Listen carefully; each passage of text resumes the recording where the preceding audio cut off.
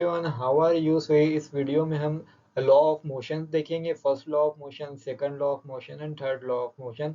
और हम हर मोशन के ऊपर दो दो न्यूमेरिकल और एमसीक्यूज भी करेंगे। और सेकंड लॉ के लिए जो डेरिवेशन है वो हम इसके अंदर देखेंगे कि वो डेरिवेशन कैसे हमें अचीव होता है। ओके, तो वीडियो को लास्ट तक देखना और चैनल को सब्सक्राइब कीजिए।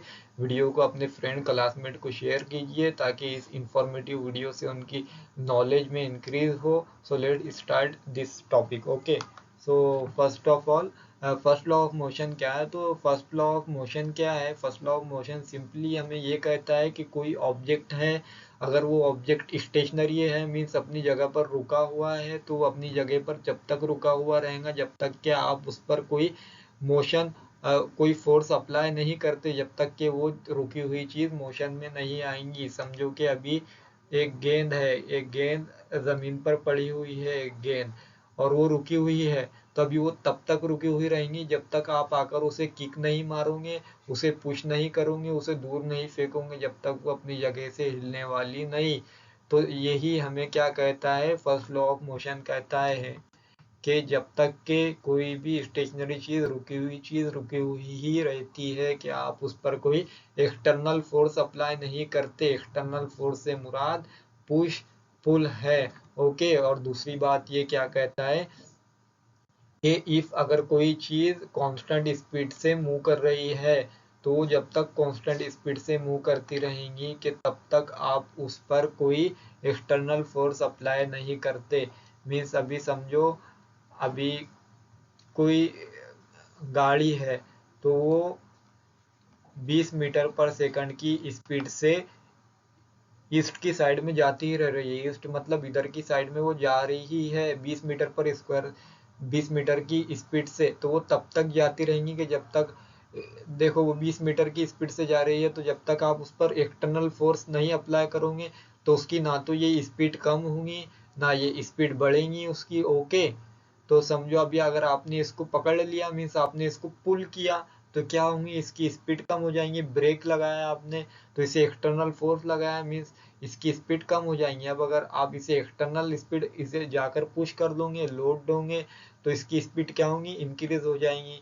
या फिर अगर आप जाकर इसे कोई उठाकर इधर की डायरेक्शन में कर देगा मीन्स इसकी डायरेक्शन चेंज कर देगा, इधर पे कर देगा इसकी डायरेक्शन। तो इसकी डायरेक्शन कब तक चेंज नहीं होंगी, जब तक कि आप इस पर एक्सटर्नल फोर्स नहीं लगाओगे, तो ये सीधे अपने रूट पर चलती रहेंगी। अभी ये कैरम बोर्ड की स्टिक का एग्जांपल दिया हुआ, स्टिकर का एग्जांपल दिया हुआ है। ये स्टिकर अपनी जगह पर जब तक रुका रहेगा जब तक कि आप इसे अपनी फिंगर से लोटोगे नहीं, मीन्स जब तक आप अपनी फिंगर की कुव्वत इस पर मीन्स फोर्स इस पर नहीं लगाओगे। डेट मीन्स आपकी फिंगर से जो इस पर फोर्स लगेंगी वो क्या है, एक्सटर्नल फोर्स है, तो तब तक ये स्टिकर इधर रुका हुआ रहेगा। तो न्यूटन का फर्स्ट लॉ ऑफ मोशन हमें यही कहता है कि हर एक जो रुकी हुई चीज है वो तब तक रुकी हुई ही रहेंगी, स्टेशनरी रहेंगी, जब तक आप उस पर कोई एक्सटर्नल बाहरी फोर्स नहीं लगाते। या फिर और अगर कोई चीज स्ट्रेट लाइन के अंदर कांस्टेंट स्पीड के अंदर मूवमेंट कर रही है, तो वो जब तक करती रहेंगी जब तक आप उस पर एक्सटर्नल फोर्स नहीं लगाते। तो वो ना तो वो स्लो जब भी होंगी जब आप उस पर एक्सटर्नल फोर्स लगाओगे, एक तो वो स्लो हो जाएंगी या उसकी डायरेक्शन चेंज हो जाएंगी या वो स्पीड अप हो जाएंगी। ओके, लेकिन ये चेंज कब आएगा, जब आप उस पर एक्सटर्नल फोर्स लगाओगे। तो अगले स्लाइड पर जाते हैं। तो ये एमसीक्यू है फर्स्ट लॉ पे। तो न्यूटन का first law of motion, what is Newton first law of motion also known. तो न्यूटन का फर्स्ट लॉ ऑफ मोशन किसे कहते हैं, मतलब किससे रिलेट करता है, ग्रेविटेशनल दोनों ही। तो देखो लॉ ऑफ इनर्शिया, तो इनर्शिया किसे कहते हैं, इनर्शिया सिंपली किसी चीज के मास से रिलेट करता है। मीन्स अभी मास को ही समझो इनर्शिया कहते हैं। ओके, सो अभी ये गेंद है, ये गेंद टेबल पर बैठी हुई है। ओके, तो अभी ये गेंद का इनर्शिया, इनर्शिया मीन्स इसका मास। ओके, अब इसके अंदर क्या है, कौन सा इनर्शिया है, इसके अंदर रेस्ट का इनर्शिया है। ओके, रेस्ट करने का इनर्शिया है मीन्स। और अभी ये गेंद है, तो ये गेंद स्लोप के ऊपर किसी ने छोड़ी है, तो अभी ये गेंद तब तक नहीं रुकेगी जब तक कि आप आकर इसे इधर से पुश नहीं कर दोगे। तो ये गेंद रुकेगी क्या, नहीं रुकेगी। तो इस गेंद के अंदर ये अपनी जगह पर रुकी हुई है, तो इसके अंदर कौन सा रेस्ट का inertia means inertia of rest है।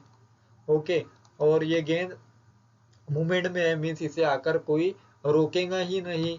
जब तक ये रुकने वाली नहीं, तो इस गेंद के अंदर कौन सा इनर्शिया है? इनर्शिया ऑफ मोशन है, इनर्शिया ऑफ मोशन। अभी आप इस एग्जाम्पल को देखोगे तो इस एग्जाम्पल के अंदर क्या है, ये गेंदें एक दूसरे को मतलब टकराती ही जा रही है, मतलब हिट करते जा रही है, और ये रुकने का नाम नहीं ले रही। तो ये कब तक नहीं रुकेंगी? जब तक कोई इसे आकर रोकेगा नहीं एक्सटर्नल फोर्स से, तो ये तब तक रुकने वाली नहीं है। तो इनर्शिया किसे कहते हैं? इनर्शिया किसी भी बॉडी की अपनी जगह पर बने रहने की टेंडेंसी, या किसी ऑब्जेक्ट की मूवमेंट में, मतलब कोई ऑब्जेक्ट अगर मूवमेंट में है तो वो अपनी मूवमेंट को चेंज नहीं कर सकता खुद से। उस पर जब तक एक्सटर्नल फोर्स नहीं लगाओगे, या कोई चीज रुकी हुई है तो वो अपनी मतलब रुकी हुई पोजीशन, मतलब वो रुकी हुई है तो मूवमेंट में नहीं आ सकती अगर उस पर हम कोई एक्सटर्नल फोर्स नहीं लगाओगे। तो इसी चीज को क्या कहते हैं? इनर्शिया। मीन्स अगर कोई चीज रुकी हुई है तो वो किस वजह से रुकी हुई है? तो इनर्शिया की वजह से। अगर कोई चीज चलती ही जा रही है तो वो किस वजह से? तो वो उसका इनर्शिया, उसके अंदर इनर्शिया ऑफ मोशन है, इसलिए वो मोशन में है। कोई चीज रुकी हुई है तो उसके अंदर इनर्शिया ऑफ रेस्ट है, तो वो रुकी हुई है। तो न्यूटन का फर्स्ट लॉ किसके बारे में? इनर्शिया के बारे में है। Okay, so let's move on next.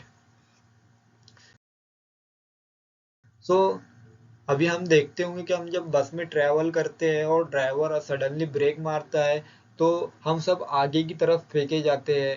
Okay, आगे की तरफ फेंके जाते हैं, तो क्यों फेंके जाते हैं? तो देखो, इसके सिंपली हम क्यों फेंके जाते हैं। अभी हम बस में बैठे हुए हैं, समझो ये बस की सीट है और ये हम बैठे हुए हैं, तो अभी हमारे अंदर क्या है? मूवमेंट है।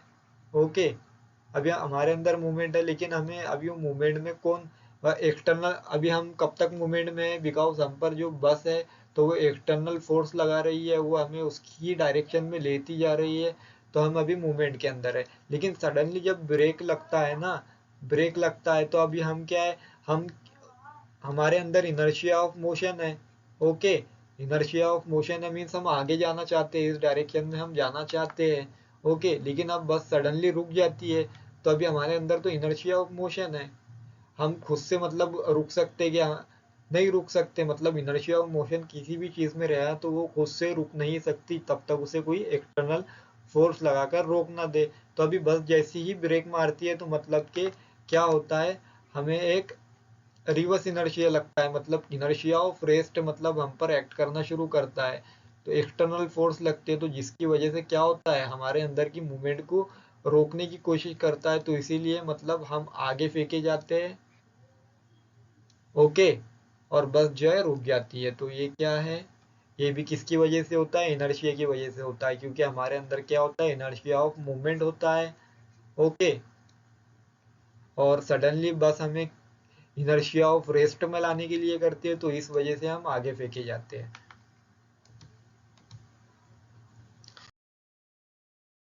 सो न्यूटन का सेकंड लॉ ऑफ मोशन क्या है? न्यूटन का सेकंड लॉ ऑफ मोशन हमें सिंपली क्या चीज बताता है कि जो किसी चीज के अंदर जो भी फोर्स होती है, तो वो उसके मास और एक्सीलरेशन से रिलेट करती है। ओके, ये हमें क्या बताता है? Second law of motion. और दूसरी चीज क्या बताता है हमें?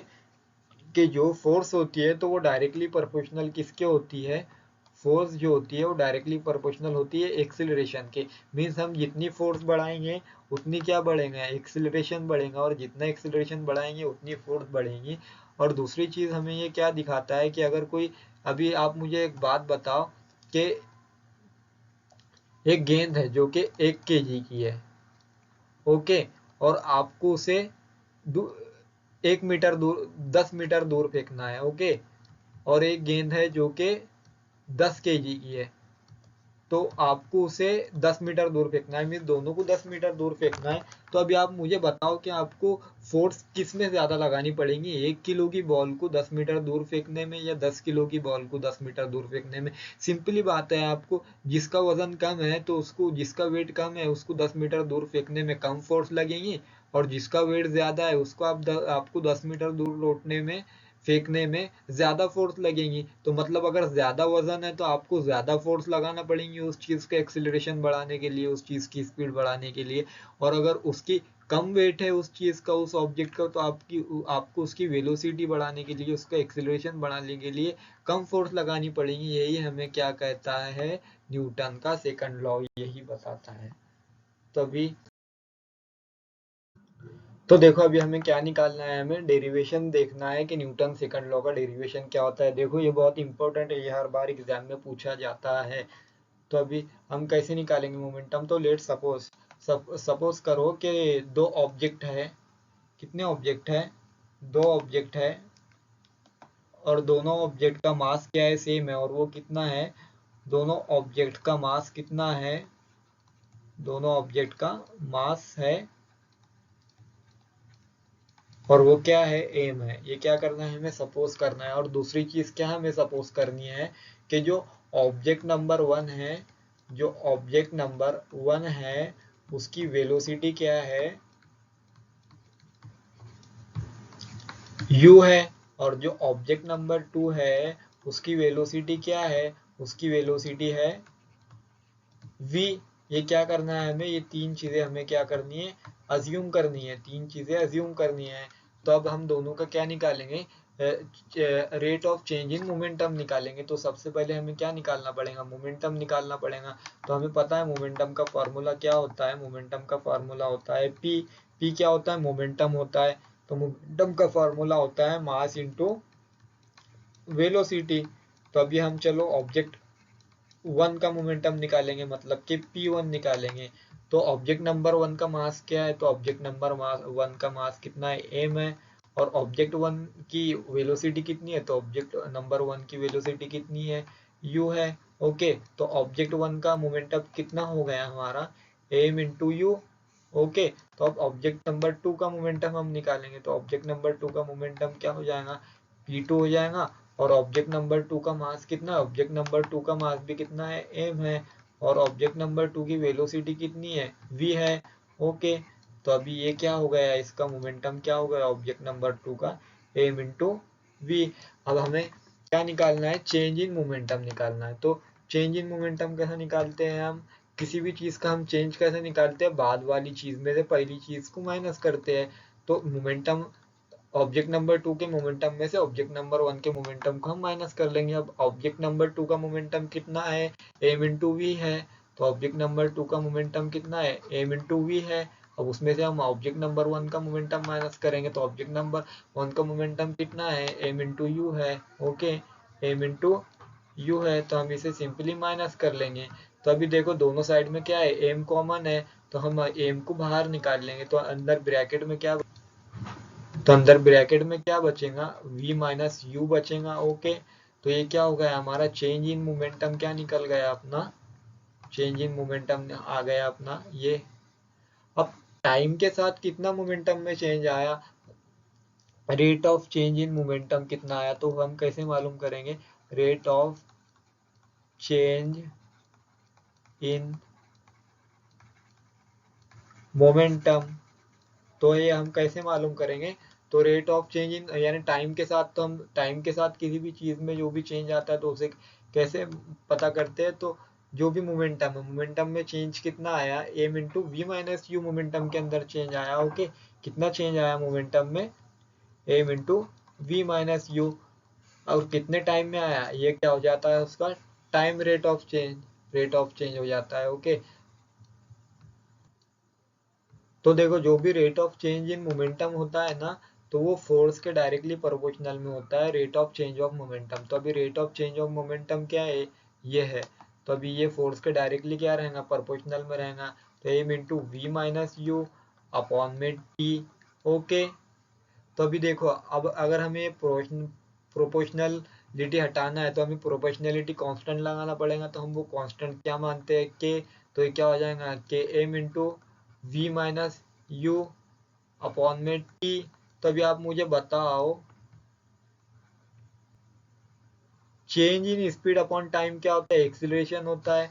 तो v minus a by t क्या हो जाएगा, एक्सीलरेशन के बराबर हो जाएगा। तभी हम इसे इधर लिखते हैं, तो ये क्या हो जाएगा फिर F is equal to K into m, और ये पूरे टर्म की जगह पे क्या आ जाएगा ए, क्योंकि ये पूरे टर्म किसके बराबर है, एक्सिलरेशन के बराबर है। तो क्या हो जाएगा के इंटू एम ए, और ये आ गया हमारा किलो, ए फिजिकल टू के इंटू एम ए। तो अब हम क्या करेंगे, 1 यूनिट ऑफ फोर्स के लिए के का वैल्यू क्या रख देंगे, यहाँ 1 रख देंगे। तो F is equal to 1 into m into a.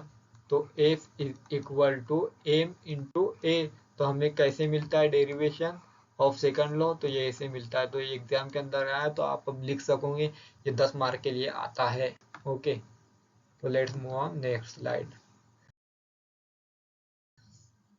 तो नेक्स्ट स्लाइड हमें क्या बोल रहा है कि according to Newton second law of motion, what happen to the acceleration of an object when you increase the force.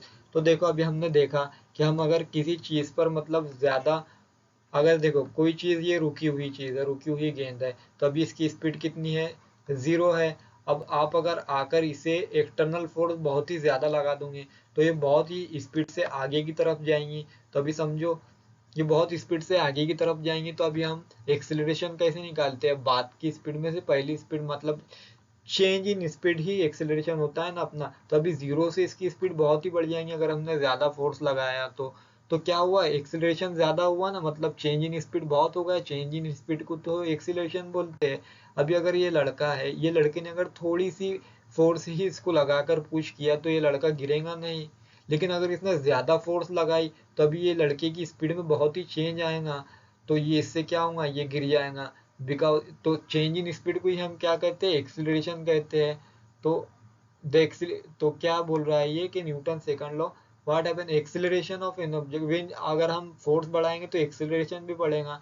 तो इसका आंसर क्या है, इसका आंसर है सी। अगर हम फोर्स इंक्रीज करेंगे तो एक्सिलरेशन भी सिंपली इंक्रीज होगा।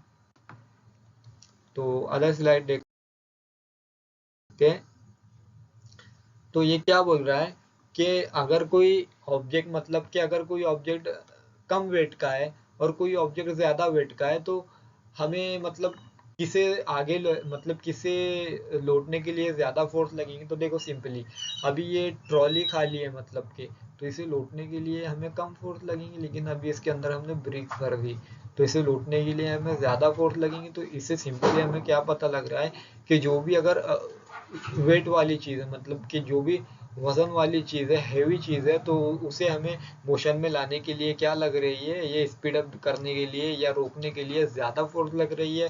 लेकिन अगर वही चीज अगर वजन में कम है, वेट के अंदर कम है, तो हमें उसे मोशन में लाने के लिए, रोकने के लिए कम फोर्स लग रही है। ओके, तो अब ये क्या, हमें क्वेश्चन क्या कर रहा है कि if you apply same force to object, one with a small mass and other with a larger mass, which one will accelerate. मतलब ये क्या बोल रहा है कि अगर हम किसी चीज को सेम फोर्स से लौट रहे हैं, मतलब कि अगर हम किसी चीज को सेम फोर्स से लौट रहे हैं, ओके, और अगर वो 1 kg का बॉल है, ओके, और उतनी ही फोर्स से हमने 2 kg के बॉल को लौटा, तब आप मुझे बताओ कौन सी बॉल ज्यादा दूर जाएंगी। सिंपली जो लाइट वेट है, जो हल्की है, वो ज्यादा दूर जाएंगी, और जो वजनी है वो कम दूर जाएंगी। ओके, तो ये आपको तो समझ रहा ही होगा।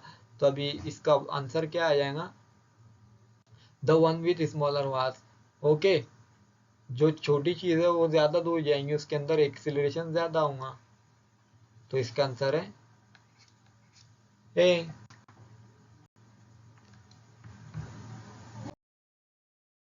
अब थर्ड लॉ ऑफ मोशन क्या है, तो थर्ड लॉ ऑफ मोशन क्या कहता है हमें कि इफ अगर हम किसी चीज में एक्शन लगाए, मतलब कि किसी चीज पर हम एक्शन देते हैं, तो वो चीज हम पर सेम अमाउंट में मतलब रिएक्शन करती है, लेकिन वो रिएक्शन कैसा होता है, सेम होता है, मतलब जितनी ही फोर्स से हमने उस पर एक्शन किया था वो उतनी ही फोर्स से हमें रिएक्शन करेगा, लेकिन दोनों का डायरेक्शन क्या होगा, अपोजिट होगा। सेम थिंग देखो, अभी एक टेनिस बॉल है, आप उसे दीवार पर मारते हो हाथ से, तो आप जितनी ताकत से उसे दीवार पर फेंकोगे, दीवार आपकी तरफ उसे उतनी ही ताकत से रिटर्न फेंकेंगी।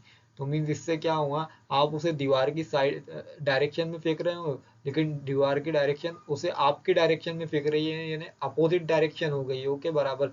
लेकिन फोर्स ऑफ अमाउंट सेम है। तो यही न्यूटन का थर्ड लॉ ऑफ मोशन कहता है कि इफ अगर हम किसी चीज पर एक्शन करते हैं, मतलब फोर्स लगाते, तो हमें रिएक्शन में सेम अमाउंट में फोर्स देता है, लेकिन उसकी डायरेक्शन क्या होती है, अपोजिट होती है।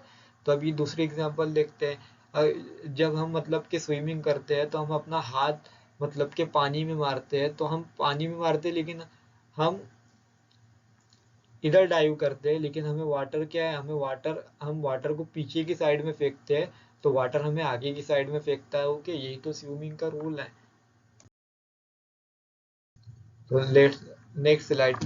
तो क्या कह रहा है कि जब भी हम रॉकेट लॉन्च होते हुए दिखते हैं, तो उसके बैक साइड में से जो फायर निकलती है, एग्जॉस्ट गैसेस निकलती है, तो वो क्या है एक्चुअली में, वो रिएक्शन है, क्या है। तो when a rocket engine expel speed downward, तो ये देखो, ये जो चीजें ये डाउनवर्ड में फेंकता है ना रॉकेट, ये जो भी, तो ये क्या है, देखो ये रॉकेट ने अभी मतलब कि डाउनवर्ड के अंदर ये फोर्स लगा रहा है, जो भी चीजें डाउनवर्ड में फेंक रहा है ना, तो ये इतनी ही अमाउंट से न्यूटन के थर्ड लॉ के हिसाब से इसे ऊपर की साइड में फेंकेंगी। तो रॉकेट इसी रूल के ऊपर, मतलब हम जो भी रॉकेट लॉन्च करते हैं, तो वो इसी रूल पे चलते हैं कि मतलब रॉकेट नीचे की साइड में जितनी फोर्स लगाता है, तो वो एटमॉस्फेयर रॉकेट पर उतनी ही फोर्स ऊपर की साइड में लगाता है, जिसकी वजह से रॉकेट ऊपर जाता है और एग्जॉस्ट गैसेस नीचे से निकलती रहती है। तो अभी इसका आंसर क्या आ जाएगा, the rocket moves upward, rocket upward मुड़ता है, उसके अंदर से एग्जॉस्ट गैसेस निकलती है।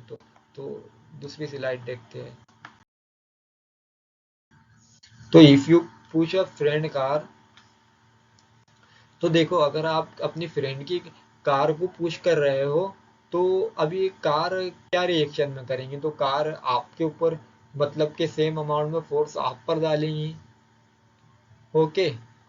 तो देखो इसके ये केस के अंदर कार क्या करेंगी, अभी समझो ये कार है, यहाँ पे ये कार है, तो अभी आप इस कार को पुश कर रहे हो सेम अमाउंट में, तो देखो कार आगे जाएंगी, सिंपल सी बात है। लेकिन कार उतनी ही अमाउंट में, जितने अमाउंट में आप उसे पुश कर रहे थे, लौट रहे थे, उस पर फोर्स लगा रहे थे, उतनी ही फोर्स आपको पीछे की साइड में भी देंगी, लेकिन वो आप पर अप्लाई नहीं करेंगी। देखो वो किस पर फोर्स लगाकर आगे जा रही है, रोड पर लगाकर जा रही है ना, तो वो देखो रोड को ही रिवर्स में डायरेक्शन में फोर्स देंगे, बिकॉज क्या है, आप तो कार को इस साइड में देखो, आप तो कार को इस साइड में लौट रहे हो ना, तो आप तो कार की साइड ही आगे चलते जा रहे हो ना, लेकिन फोर्स एक्चुअली में किस पर पड़ रहा है, रोड पर पड़ रहा है।